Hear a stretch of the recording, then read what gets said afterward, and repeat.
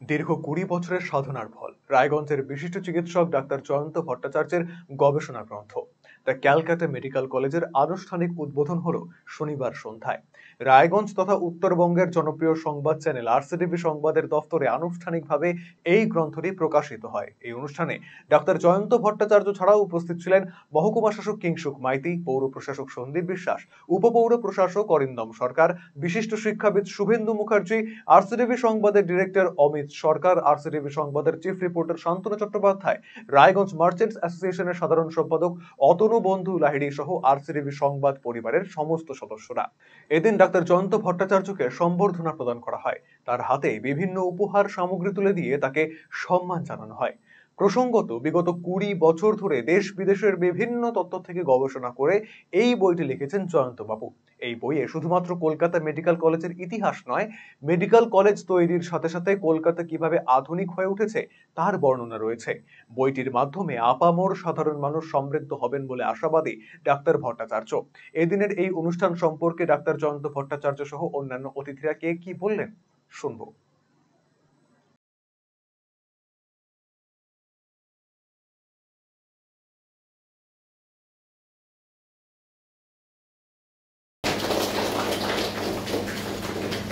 আমাদের মাঝে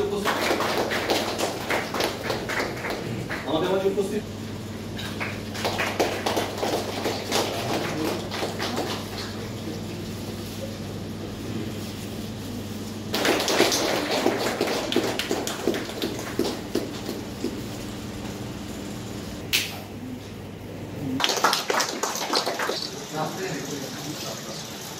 আমরা এমন একজন মানুষকে আজকে আমরা আরসিটিভি পরিবারের পক্ষ থেকে সম্বর্ধনা জ্ঞাপন করছি।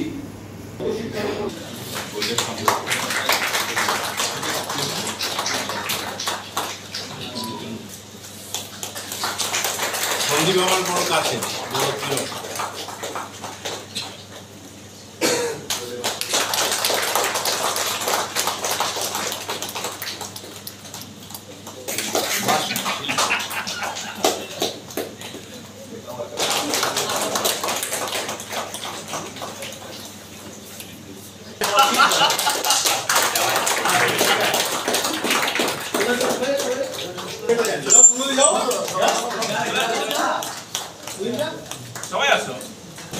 আমার সঙ্গে আমার পরিচয় 2 বছরের থেকে হয়তো 2-3 মাস বেশি হবে।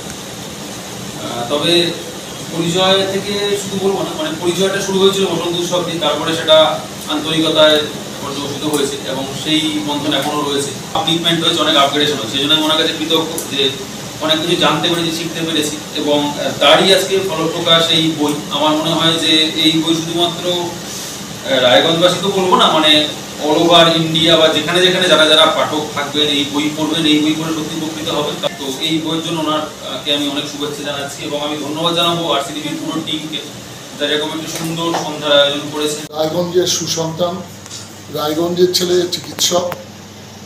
আমরা যখন ছোটবেলায় শুনেছি তখন সত্যি সত্যি রায়গঞ্জে চিকিৎসকের সংখ্যা, রায়গঞ্জের ছেলে চিকিৎসক, এই সংখ্যাটা অত্যন্ত কম ছিল।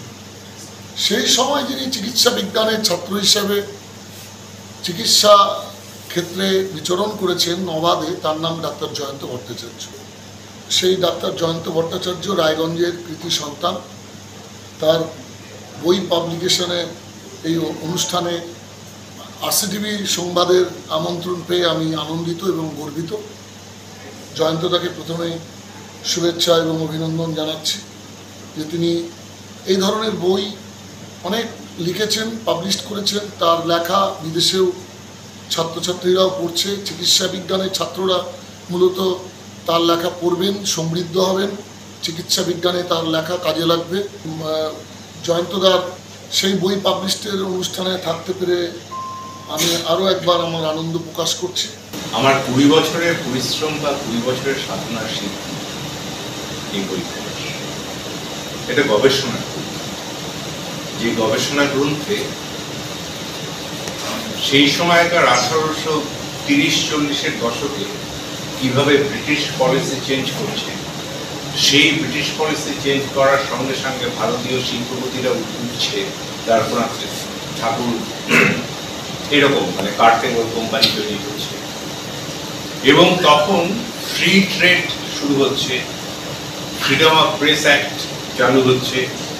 ওরকম একটা সময় মেডিকেল কলেজ 1835 তৈরি হলো, first Indian, first Asian medical college, যেখানে মডার্ন মেডিকেল এডুকেশন পড়ানো শুরু হলো। তো সেই কলেজের, আমি যে কলেজের সন্তান, সেই কলেজের এখনো অব্দি কোনো ইতিহাস নেই। মেডিকেল কলেজ লাইব্রেরিতে কোনো ডকুমেন্টস নেই।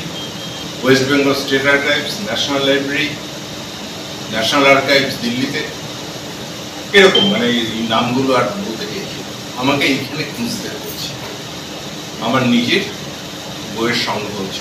আমি আরসিটিভির কাছে কৃতজ্ঞ, একদম হাত জোর করে আমার কৃতজ্ঞতা জানাচ্ছি এই জন্য যে আমি যেদিন 2005-এ এই গোটা উত্তরবঙ্গের থেকে প্রথম মানুষ হিসেবে বেইজিংয়ে গিয়েছিলাম international conference, international Congress on history of science, technology and medicine, সেই কভারেজ করেছিল আরসিটি, সেদিন থেকে শুরু হয়েছে। আমি কেবিসি মেডিকেল কলেজে যখন আমার সম্বর্ধনা দিল, তারপরে সেটাকে নিউজ করেছিল আরসিটি। এবং আজকে আমার এই গবেষণা করুন, আমি বই কথাটা ব্যবহার করবো, ইটস এ কম্পেন্ডিয়াম, এবং অলরেডি অ্যামাজনের স্টক শেষ হওয়ার মতো, অনলি ওয়ান লেফট। আমার ঘনিষ্ঠ বৃত্তের যারা বন্ধু, তাদের মধ্যে অন্যতম। আমরা বহু জায়গাতেই একই সাথে পথ চলেছি।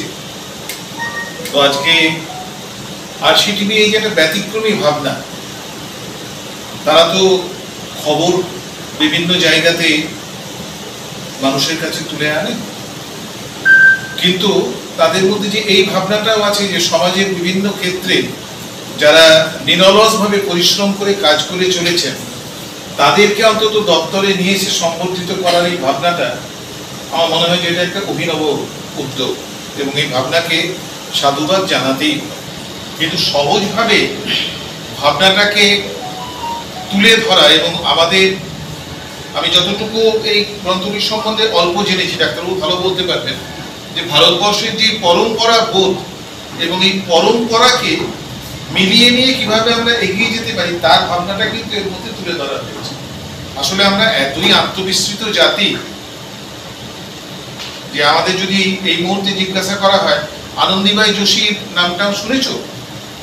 আমার মনে হয় মেডিকেল কলেজের অনেক ছাত্রছাত্রীও তারা উত্তরটা দিতে পারবেন কিনা আমার যথেষ্ট সন্দেহ আছে। যে এই ভদ্রমহিলা 1886-তে মার্কিন যুক্তরাষ্ট্রে পেনসিলভেনিয়া ইউনিভার্সিটি থেকে ডাক্তারি পাশ করেছিল।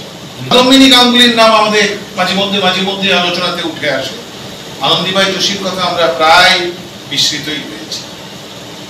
অথচ তারা কিন্তু যে জায়গাটা তৈরি করে দিয়ে গিয়েছিলেন, যে ভাবনাটাকে নিয়ে আমরা গর্ববোধ করি, সেই ভাবনাটার অনুদান যারা ধরে রেখেছেন, একেবারে নিরলসভাবে চিকিৎসা ক্ষেত্রে, চিকিৎসা মানেই যে শুধুমাত্র পেশেন্ট নিয়ে ডুবে থাকলাম তা নয়, তার মাঝামাঝি তার যে একটা মানবিক সত্তা আছে, চিকিৎসক সত্তার পাশাপাশি মানবিক সত্তা, সাহিত্যিক সত্তা, সামাজিকতার আঙ্গন,